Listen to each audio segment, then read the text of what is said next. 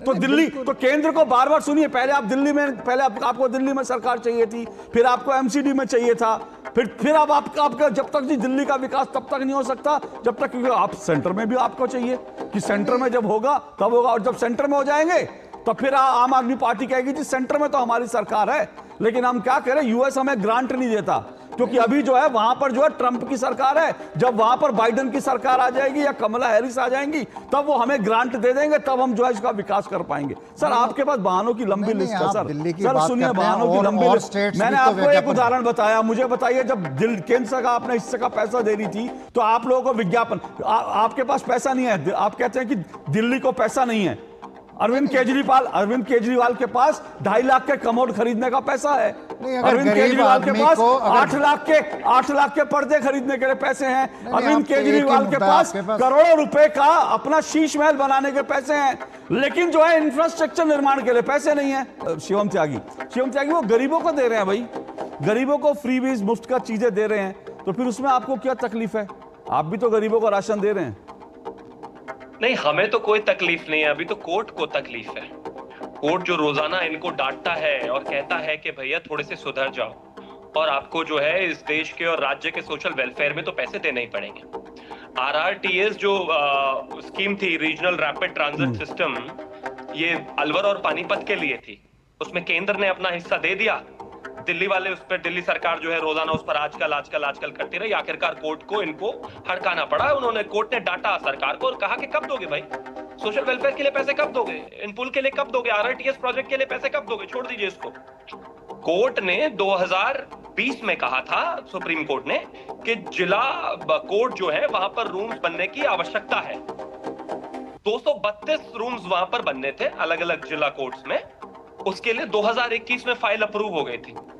अब 2024 आ गया, DY चंद्रचूड़ ने फिर से दिल्ली सरकार को खींचकर और फटकारा बहुत बुरी तरीके से कि आप ये रूम्स के लिए जब 2021 में अप्रूवल हो गया है तो अभी तक आपने इस पर पैसा क्यों नहीं दिया। फ्रीबीज का अब एग्जाम्पल की बात हो रही है, फ्रीबीज जो है वो तो है ही है, लेकिन इसके अलावा जो है अब 3 महीने का जो, अगर हम मानते हैं RTI लगाकर, तो 552 करोड़ रुपए के तो एड्स ही दे रखे हैं मीडिया में। आपके पास 55 करोड़ रुपए का शीश महल बनाने के लिए पैसे तो है, लेकिन आपके पास जो है RRTS के लिए पैसे नहीं है, आपके पास ड्रेनेज के लिए पैसे नहीं है, आपके पास डीसल्टिंग के लिए पैसे नहीं है, आपके पास सड़क बनाने के लिए पैसे नहीं है, आपके पास इन सब चीजों को काम करने के लिए पैसे नहीं है, लेकिन आपके पास एड देने के लिए भी पैसे हैं, आपके लिए घर बनाने के लिए भी पैसे हैं, आपके पास जो है बाकी सब काम करने के लिए पैसे हैं। आपका जो है कोई निजी काम अगर रुकता हो तो बताइए। जनरल हॉस्पिटल में विपस्सना से लेकर कर, प्राइवेट जेट से चलने से लेकर कर, और घर बनाने से लेकर के और एड देने तक के सब पैसे हैं, लेकिन जब बात आती है वेलफेयर की, जब बात आती है ट्रेन की, जब बात आती है सड़क की, जब बात आती है डीसल्टिंग की, जब बात आती है MCD की, तो आपके पास पैसे नहीं है। विषय बहुत साफ है। मैं फिर से वही कहना चाहता हूं, टारगेटेड सब्सिडीज और लोगों की जरूरत की चीजें, वहां पर पैसा खर्चना अलग चीज है, और मुफ्त रेवड़ियों का कल्चर जो है, इसको बढ़ाकर आप पूरा सोशल वेलफेयर रोक दें, पूरे राज्य की व्यवस्था को ठप कर दें, वो पूरी तरीके से दूसरा है। और आज सुप्रीम कोर्ट दिल्ली सरकार से यही सवाल पूछ रहा है, और ये जायज भी है, और ये खुद भी इस बात का दर्द झेल रहे हैं। अभी पिछले दिनों आपने देखा था, आपको मुफ्त बिजली वाली योजना को इन्होंने पुल ऑफ कर लिया है, कह दिया है कि भैया मुफ्त बिजली वाले मामले को जो हो सके छोड़ दो। धीरे धीरे ये खुद भी अपना पीछे छुड़ा रहे हैं, लेकिन जब भी चुनाव के करीब आते हैं, चुनाव के आसपास आते हैं, तो वही रेवड़ी कल्चर चलाते हैं, वोट लेते हैं और भाग जाते हैं। पर शिवम जी, एक बात वो कह रहे हैं दिल्ली तो इतना टैक्स देती है, उसको उसका हिस्सा नहीं मिलता, केंद्र सरकार हिस्सा नहीं देती इतना टैक्स देने के बावजूद भी।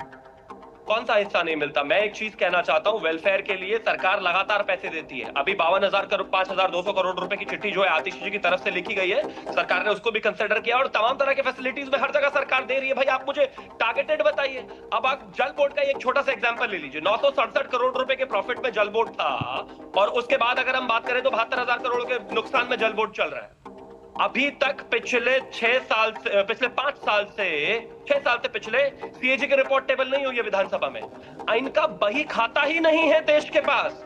दिल्ली में कौन कहां क्या खर्च कर रहा है, कौन सा डिपार्टमेंट कौन सी जगह किस स्थिति में है, किसी को कुछ नहीं पता है। और अब मैं अशोक जी आपको अभी कह रहा हूं, ये बम जिस दिन फूटेगा आप यकीन मानिए अचंभित होगा ये देश, क्योंकि CAG की कोई रिपोर्ट नहीं है। कोई नहीं जानता कौन सा डिपार्टमेंट कितने फायदे कितने नुकसान में है। अगर ये ईमानदार है और इनकी अर्थव्यवस्था सरप्लस में चल रही है तो सीएजी रिपोर्ट दे दे देश को। ओके। बताएं दिल्ली के लोगों को कि कितना खर्चा हो रहा है और कितना प्रॉफिट में डिपार्टमेंट और कितना लॉस में। Okay okay okay professor Ashwini Mahajan, ये सिचुएशन जो ऐसी है, एक तो अभी कर्ज की भी बात हो गई, पंजाब पे कितना कर्ज है और देश पे कितना कर्ज है, लेकिन बड़ी बात यह है जो कोर्ट ने कहा, क्या वो कोर्ट को कहने का अधिकार था और क्या फ्रीबीज वास्तव में जो है एक समस्या बनती जा रही है, या फिर गरीबों को फ्रीबीज देनी है तो भाई गरीबों का कोई उससे पॉलिसी बना रही है कोई सरकार कि गरीबों के हक में ये करना है, तो फिर ये ठीक है, पैसा तो गरीबों की जेब में जा रहा है। देखिए अशोक जी, मुझे ऐसा लगता है कि ये विषय राइट टू लाइफ का है और राइट टू लाइफ पे कोर्ट को पूरा आने का अधिकार है।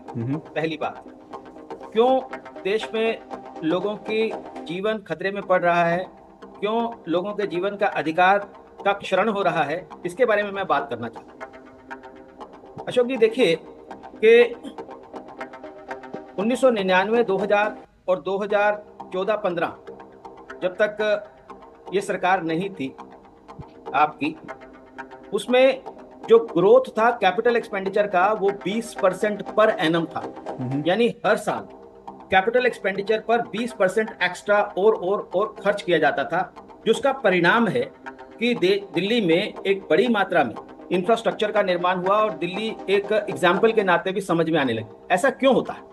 ऐसा इसलिए होता है कि दिल्ली की जो पर कैपिटा इनकम है वो पूरे देश भर में बाकी जो राज्य हैं उनकी पर कैपिटा इनकम से दुगनी है। इसी के कारण दिल्ली के पास जो अपने रेवेन्यू आता है, जो राजस्व है, वो भी पर कैपिटा राजस्व पूरी देश भर में बाकी राज्यों के पर कैपिटा राजस्व से दुगना आता है। लेकिन इस सरकार में आने के बाद जो फ्रीबीज के कारण, फ्री बिजली, फ्री पानी, तमाम प्रकार के फ्रीबीज देने के कारण आज हम पिछले 10 साल में ये जो ग्रोथ है वो 9% रह गई है। यानी जो 20% की दर से बढ़ रहा था अभी 9% की दर से बढ़ रहा है। 9% में आप केवल रखरखाव कर सकते हैं, नई चीजें निर्माण नहीं कर सकते।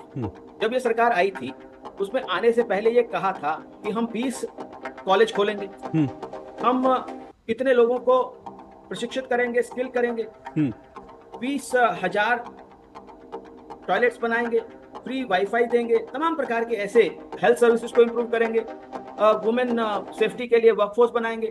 लेकिन वो अच्छी नियत हो भी, अगर मन हो भी, तो भी नहीं कर सकते हैं यदि आप फ्री बीज देते रहेंगे। मैं एक एग्जांपल के नाते बताता हूं कि कैसे फ्री बीज इंफ्रास्ट्रक्चर और लोक कल्याण को प्रभावित करता है।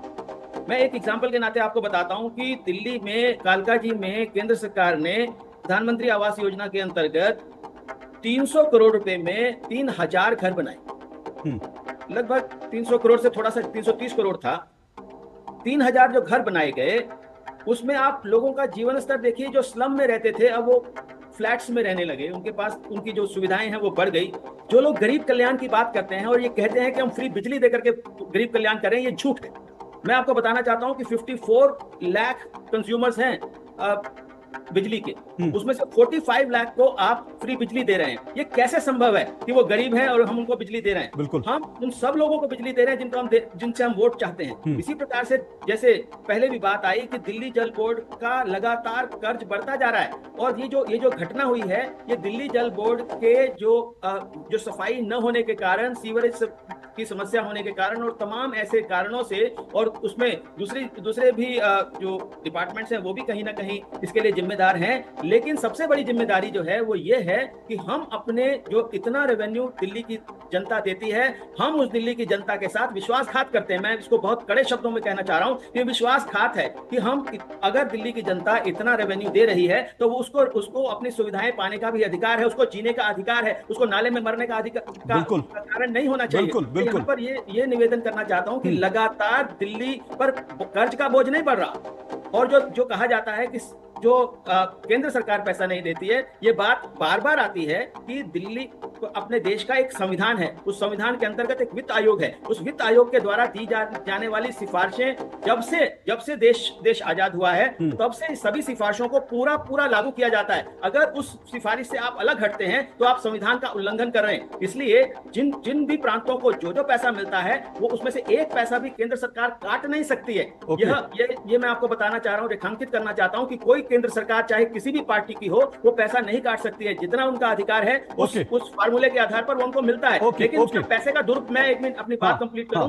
लेकिन जो दिल्ली की सरकार, दिल्ली की जनता सरकार को पैसा देती है और जो केंद्र सरकार से उनके जो रेवेन्यू शेयरिंग के लिए मिलता है, ऐसा सब पैसा उसका अधिकार दिल्ली की जनता को है और दिल्ली की जनता को सुविधाएं चाहिए। और इस प्रकार से ये बहुत ही दुखदाई और दर्दनाक चीजें हो रही हैं, जो हम अपने जो कैपिटल एक्सपेंडिचर होना चाहिए, जो इंफ्रास्ट्रक्चर के लिए पैसा खर्च होना चाहिए, वो इस तरह से डाइवर्ट हो रहा है। मैंने इसलिए उदाहरण ये जरूर दिया कि 20% की तरह ग्रोथ हो रही थी, अभी 9% की ग्रोथ है। कि जिन चीजों का अब तक पॉलिटिकल पार्टियां विरोध करती थी, जिन चीजों का कांग्रेस विरोध करती थी, आम आदमी पार्टी ने एक ऐसा सुर्रा छोड़ा कि कांग्रेस भी उसी होड़ में आ गई और कांग्रेस ने भी ऐसा सुर्रा छोड़ा कि बीजेपी भी इसी होड़ में आ गई। मैं यही तो कह रहा हूं, अब सब पार्टियों में लगा मुफ्त, जब चुनाव होते हैं खटाखट खटाखट खटाखट खटाखट हर पार्टी में होड़ लगी है और उसी का कारण हम ये नाले में जान जा रही है। मैं यही कह रहा हूं, एग्जैक्टली ये सब होड़ लगी है, ये खतरनाक है।